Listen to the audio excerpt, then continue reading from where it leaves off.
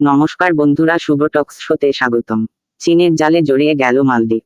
পাকিস্তান শ্রীলঙ্কা যেমন অবস্থা ঠিক তেমনই অবস্থা হবে মালদ্বীপের। মালদ্বীপের প্রেসিডেন্ট মোহাম্মদ মাইজু প্রথম বিদেশ সফর চীন থেকে মালদ্বীপে তিনি এসেছেন। আসামাত্রই ইন্টারভিউতে বলেন যে মালদ্বীপ ছোট দেশ হতে পারে কিন্তু বড় দেশগুলির কথায় তারা চলবে না। এর মানে হলো ভারত। মালদ্বীপের প্রেসিডেন্ট মোহাম্মদ মাইজু বলেন যে 15ই মার্চের ভেতরে ভারত তাদের মিলিটারি সরিয়ে নিক মালদ্বীপ থেকে। এটি তিনি চিঠির মাধ্যমে ভারতে দেননি, সরাসরি ভারতকে আক্রমণ করেছেন। মোহাম্মদ মাইজু পুরোপুরি আবন্টি ইন্ডিয়া, তিনি ইলেকশন জিতেছেন আবন্টি ইন্ডিয়া স্লোগান দিয়ে। পাকিস্তান যেমন বলে পাকিস্তানের কোন কিছু অঘটনা ঘটলে এইসব ভারত করেছে, ঠিক তেমনই মালদ্বীপের প্রেসিডেন্ট মোহাম্মদ মাইজু বলেন যে মালদ্বীপের এইসব ঘটার জন্য ভারত দায়ী। মালদ্বীপের জনসংখ্যা 5 লাখ।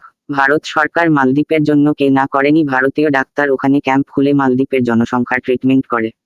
এছাড়াও নানা রকম ওষুধপত্র ও আর্থিক সহযোগিতা করে মালদ্বীপকে। মালদ্বীপের প্রেসিডেন্ট মোহাম্মদ মাইজু বলেন মালদ্বীপ স্বাধীন দেশ, তারপর ও ভারতীয় সৈন্য মালদ্বীপে আছে কেন? ভারতের 80 থেকে 100 জন সৈন্য মালদ্বীপে আছে। সৈন্যরা শুধুমাত্র মালদ্বীপের সিকিউরিটিদের ট্রেনিং দেয়। ভারত সরকার যদি ভারতীয় সৈন্যদের মালদ্বীপ থেকে সরিয়ে নেয় তাহলে পাকিস্তানের মতন মিলিটারি শাসিত দেশে পরিণত হবে মালদ্বীপ, আর কোন গণতন্ত্র থাকবে না। 1987 সালে মালদ্বীপের সরকার ভারত সরকারকে বলেছিল যে মালদ্বীপে কোন রকম গণতন্ত্র থাকছে না, মিলিটারি শাসিত দেশে পরিণত হতে চলেছে। ভারত সরকার তাদের সৈন্য পাঠিয়ে মালদ্বীপের গণতন্ত্র বাঁচাক। একবার যদি মিলিটারি শাসিত দেশ হয়ে যায় সেই দেশে আর গণতন্ত্র থাকে না, মিলিটারি যা বলে সেটাই হয়, ঠিক যেমন পাকিস্তান দেশটিকে পাকিস্তানের মিলিটারি চালাচ্ছে। মালদ্বীপ সরকারের এই অনুরোধ শুনে ভারত সরকার অপারেশন ক্যাকটাসের মাধ্যমে মালদ্বীপে সৈন্য পাঠিয়ে গণতন্ত্র ফেরায়। 1987 সাল থেকেই ভারতীয় সৈন্যরা মালদ্বীপে আছে। ওই সময় ভারত যদি সাহায্য না করত তাহলে মালদ্বীপের কি অবস্থা হতো, কোনো রকম গণতন্ত্র থাকতো না। ঠিক যেমন মায়ানমারে হচ্ছে সৈন্য শাসিত দেশ, সৈন্যরাই ঠিক করে কি হবে, মায়ানমারে কোনো রকম গণতন্ত্র নেই।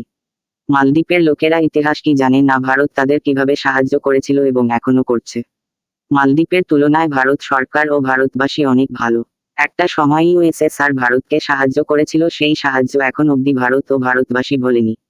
রাশিয়া হয়তো ভুলে যেতে পারে যে তারা ভারতকে একসময় সাহায্য করেছিল, কিন্তু ভারতবাসী কোনোদিন ভুলবে না। দেখা যাক ভারত সরকার 15ই মার্চের ভেতরে তাদের সৈন্য মালদ্বীপ থেকে সরায় কিনা। এই বিষয়ে খবর এলে আপনাদের জানাবো। আর প্লিজ চ্যানেলটিকে সাবস্ক্রাইব করে দেবেন এরকম ভিডিও পাওয়ার জন্য। ভালো থাকুন, সুস্থ থাকুন, ধন্যবাদ।